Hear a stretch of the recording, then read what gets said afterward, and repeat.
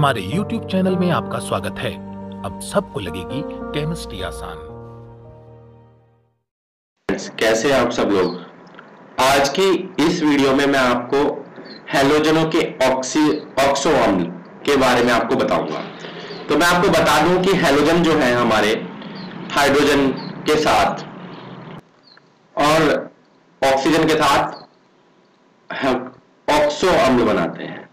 तो ये ऑक्सो अम्ल के बारे में बताऊं तो फ्लोरीन केवल एक ही ऑक्सो अम्ल बनाता है, क्लोरीन एक से ज्यादा ऑक्सो अम्ल बनाता है, ब्रोमीन भी एक से ज्यादा ऑक्सो अम्ल बनाते हैं, आयोडीन भी एक से ज्यादा ऑक्सो अम्ल बनाते हैं। तो ऑक्सो अम्ल के बारे में आज हमें पढ़ना है कि क्या होते हैं ऑक्सो अम्ल और कौन कौन से ऑक्सो अम्ल हैं हमारे हैलोजन के। तो पढ़ते हैं।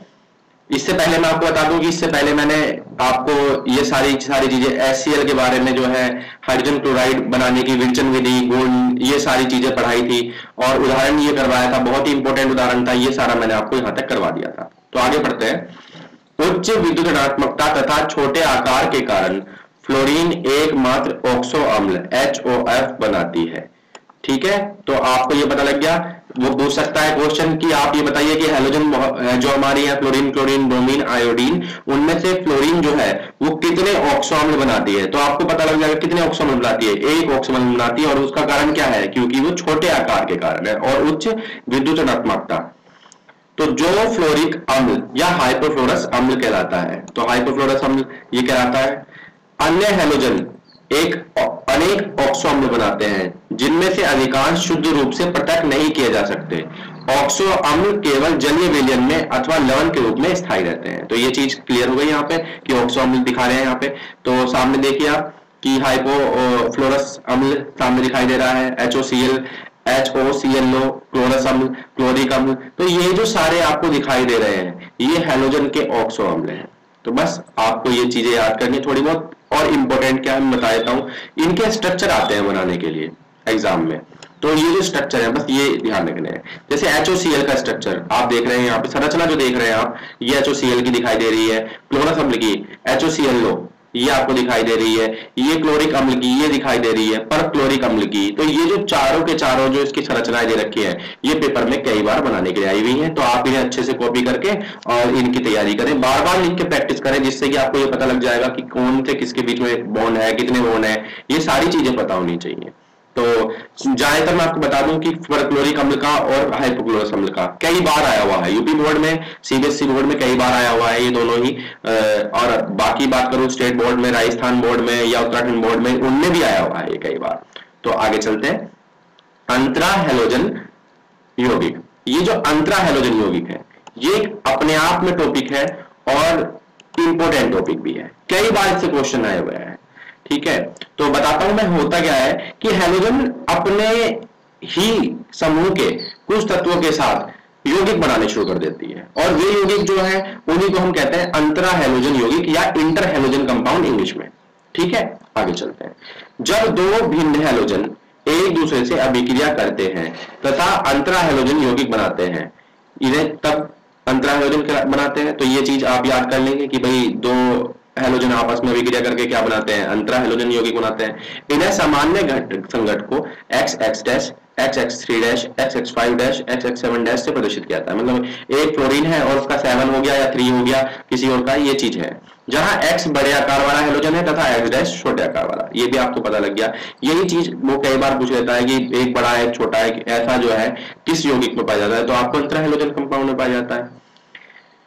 X की तुलना में अधिक विद्युत ऋणात्मक है। जैसे X और X' की त्रिज्याओं का अनुपात बढ़ता है, प्रति अणु परमाणुओं की संख्या भी बढ़ती है। अतः आयोडीन क्लोराइड में परमाणुओं की संख्या अधिकतम होनी चाहिए, क्योंकि I और F के बीच त्रिज्याओं का अनुपात अधिकतम है, इसलिए इसका सूत्र IF7 होता है। तो पूछ सकता है कि IF7 जो है वो क्यों बना। तो आपको पता लग जाएगा कि एक का जो है परमाणु त्रिज्या छोटी है और एक की सबसे बड़ी है, जिसके बीच में अगर आप अनुपात देखेंगे तो सबसे ज्यादा होगा, जिसकी वजह से आपको IF7 आसानी से मिल जाता है।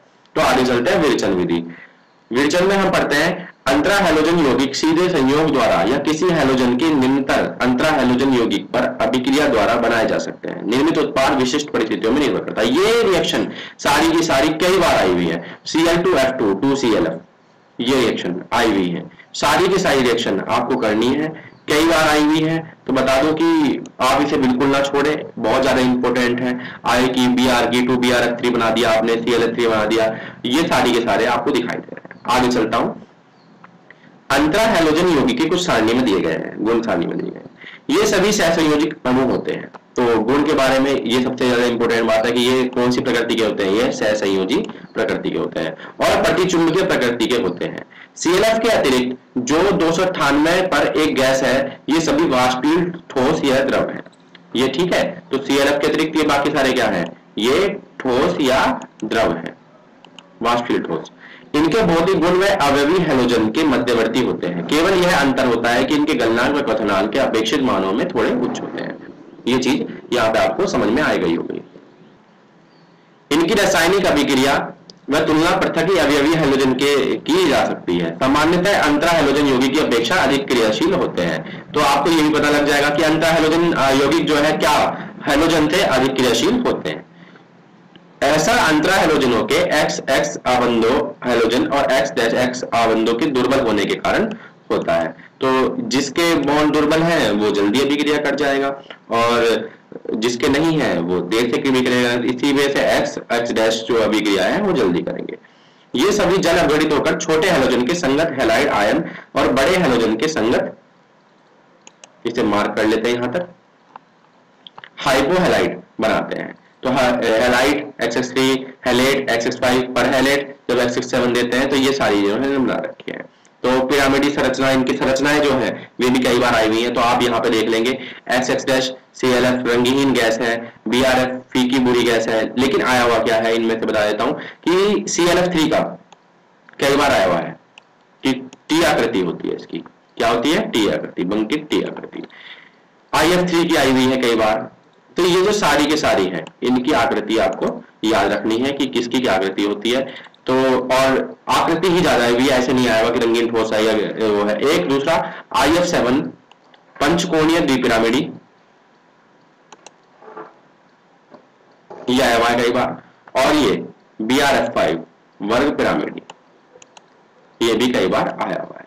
तो इनके बारे में जो है आपको दिखाई दे रहा होगा कि सामने जो इतने दिखाई दे रखे हैं आप उन्हें याद कर ले अच्छे से।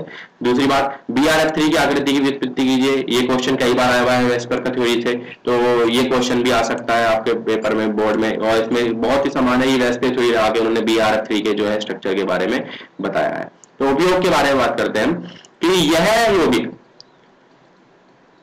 अम्लीय विलायकों की तरह उपयोग में लाए जा सकते हैं। अंतरा हैलोजन यौगिक बहुत उपयोगी होते हैं, फ्लोरीन कारक होते हैं। ClF3 का उपयोग यूरेनियम 235 के संवर्धन हेतु और UF6 के उत्पादन में किया जाता है। तो ये चीज आपको पता होनी चाहिए। तो ये चीज यहाँ पे क्लियर हो जाती है। इसके बाद मैं आपको बता दूं कि इसके स्ट्रक्चर के बारे में बहुत ज्यादा इंपॉर्टेंट है, ये आप इसे जरूर याद करें। तो अगर आप ये पाठ्य चिन्हित प्रश्न देखें तो अभी मैंने ऊपर यही पढ़ाया था कि I2 ICl से अधिक क्रियाशील से ICl अधिक क्रियाशील क्यों है। तो ICl अधिक क्रियाशील इसलिए है क्योंकि उसके जो बंध हैं वो जल्दी टूट जाते हैं, क्योंकि अंतरा हैलोजन कंपाउंड है। यही चीज आपने अभी ऊपर तो पढ़ी है। तो यहाँ पे छात्रों ये वाला वर्ग समाप्त हो जाता है। वर्ग 18 के तत्व हम इसके बाद पढ़ेंगे।